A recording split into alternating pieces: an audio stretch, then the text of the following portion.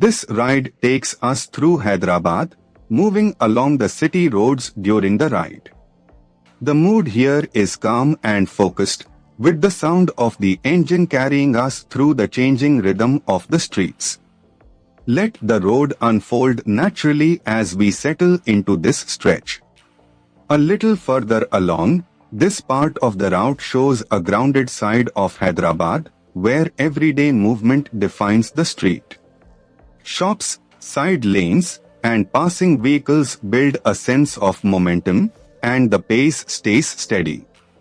It is the kind of stretch where the ride feels less like a destination and more like a continuous observation.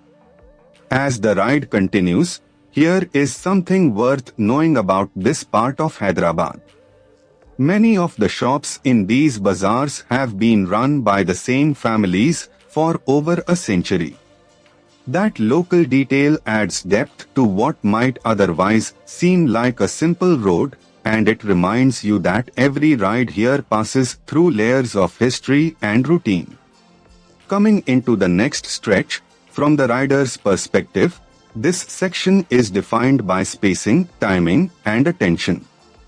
Traffic flows in its usual unpredictable pattern, so every opening on the road matters. The experience becomes less about speed and more about reading the street early, staying smooth, and keeping the ride controlled. Further down the route, as the route continues, the presence of history Salarjan gives this stretch a stronger sense of place.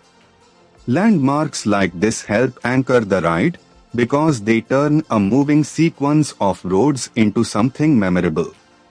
With the road opening ahead, the atmosphere here changes with the hour, and the weather adds its own character to the ride. The road noise, light, and movement around the bike all combine into a very specific riding mood.